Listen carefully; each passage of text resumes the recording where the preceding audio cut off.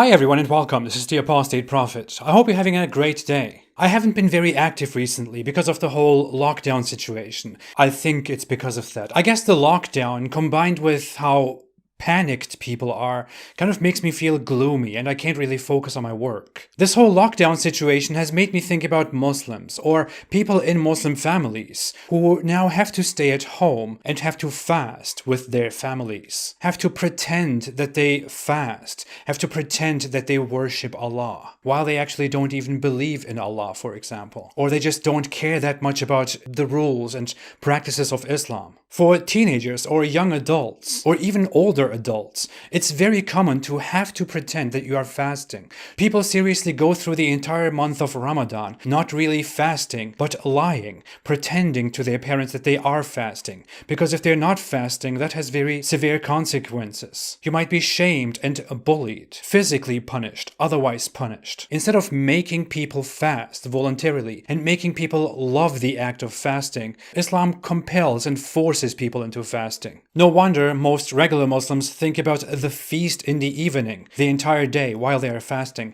instead of thinking about Allah for whom they are fasting. Having a feast in the evening while you are fasting is a very weird thing, by the way. Eating big meals twice a day is not fasting. But whatever, I don't want to offend anyone right now. I want to talk about common sense today. Forcing people to do things is not only about fasting. In Ramadan, every day people also go to a prayer called the Taraweeh prayer, which happens in the evenings. Muslims go to the mosque with the families, with everybody to pray there together. This is not a short prayer, it takes between half an hour and an hour. It is not compulsory, but Muslims are supposed to go there because it is a tradition. It is done in congregation, and Muhammad did it at the mosque, which basically means you almost have to do it. I remember so many younger people throughout my life who really don't want to go there, but who have to go there because others basically forced them to go there. I'm glad that during the lockdown, some places at least closed the mosques. It doesn't end with that either. Friday prayers, for example, on Fridays are completely compulsory for men. Men have to go to the Friday prayer. I know of so many people who never wanted to go there, but who had to go there. Other than that, of course, people pray at home 5 times a day. And in religious families especially, you are basically forced to do it, and you can be punished for not doing it. This whole culture around forcing young people, forcing children, forcing others to worship is not just something that Muslims just do. It is directly an Islamic, a fundamental Islamic thing. According to a hadith, Muhammad once said, "Command your children to pray when they are 7 years old and beat them for it when they become 10 years old." You should order the child to pray. And when the child doesn't pray when he's 10 years old, you should beat the child, force the child to pray to Allah. In fact, let's go further. Muhammad had very crazy ideas when it came to making people pray. Muhammad said, "The most burdensome prayers for the hypocrites are the night prayer and the morning prayer. If they were to know the blessings they have in store, they would have come to them, even through crawling. And I thought that I should order the prayer to be commenced and command a person to lead people in prayer. And I should then go along with some persons having a faggot of fuel with them to the people who have not attended the prayer and burn their houses with fire." According to another report, he says, "Then take a flame of fire so that I burn the houses on those who had not left for the prayer yet." And again, according to another report, he says that he will burn their houses down.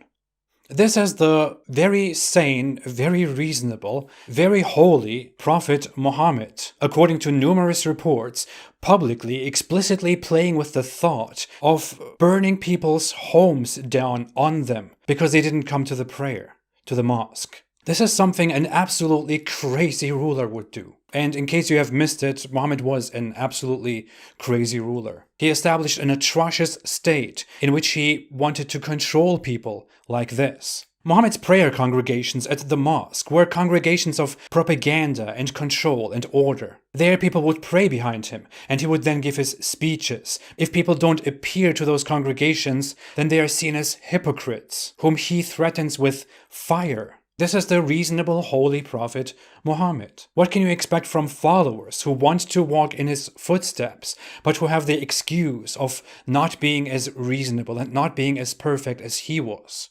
Muslims have adopted a religion of force and control from Muhammad. In Islam, which literally means submission, the name says it very well. You are not taught to pray because you want to, but you are rather ordered to pray and to worship Allah, forced to fast or pay fines or be lynched or be otherwise punished by states and the public in countries today in our time. People will shame you and force you because that's how their elders did it to them. That's what they learned and that's what they give it to you. Because that's how this religion works. If you grow up learning that you have to worship and you have to pray, because if you don't, then you will be punished, then all that does is to associate praying and worship with compulsion and fear. If fasting, for example, was only encouraged, suggested, and endeared to people, if people were made to love fasting because it is good, then people would actually care about it and be more genuine with it. If they are forced and threatened to do it, people just don't feel the same way about it. Then it is no wonder that you don't really fully personally care about the worship itself, but rather about just doing it so that you don't get in trouble. And how does that make sense? If our purpose is to worship Allah, and if that is why He created people, then does it really make sense to force people into worshipping Him and then rewarding them with heaven because they did it? Wouldn't it make more sense to make people love worshipping Him and worshipping Him because they really want to from the heart and then rewarding them for it, for their love and devotion? Doesn't that make more sense? But it's just me. I'm stupid. Allah is more intelligent than that.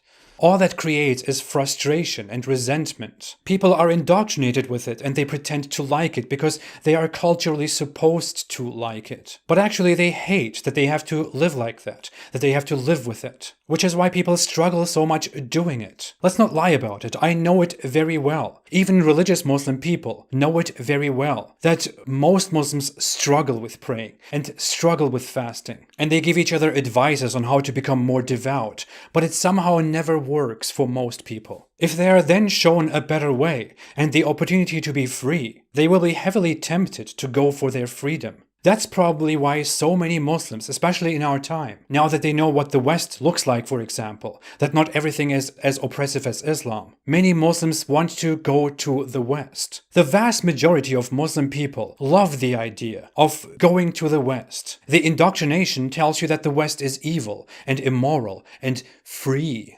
But the instinct keeps making them desire the happiness and the freedom that they could enjoy by finally being in a free environment where they wouldn't be constantly under pressure. And you can't get rid of that feeling, of that desire, because that's how a human is. A human longs for serenity, for safety, well-being, happiness. No one wants to be constantly oppressed, constantly threatened. As a Muslim, while you believe that you need to abide by Islam's oppressive system so that you don't go and burn in hell for all eternity, which is repeatedly very graphically described in the Quran, to instill as much fear and control as possible, you also just wish there was a way out of this misery, a way to relief and happiness. It is painful, inhuman, oppressive. It is a deeply hurtful state of mind, of suffering. No wonder Muslims are so often very frustrated, very negative, very sensitive to criticism, which is by no means a stereotype, and I don't think I need any evidence to prove that. I hope Muslims can stop forcing worship on each other and punishing, especially beating younger ones. I hope Muslims can find a way out of this oppressive system as soon as possible, maybe now. Because under the surface, a Muslim is just a human, and no human deserves to be treated like that and tortured like that. Thanks for watching. If you like this video, don't forget to like, to subscribe, and to share. Most of my videos are not monetized. If you want to support me and what I'm doing, you can support me on Patreon or on apostateprophet.com. The links are below in the description. I will be back very soon. Have a great day and stay away from Islam.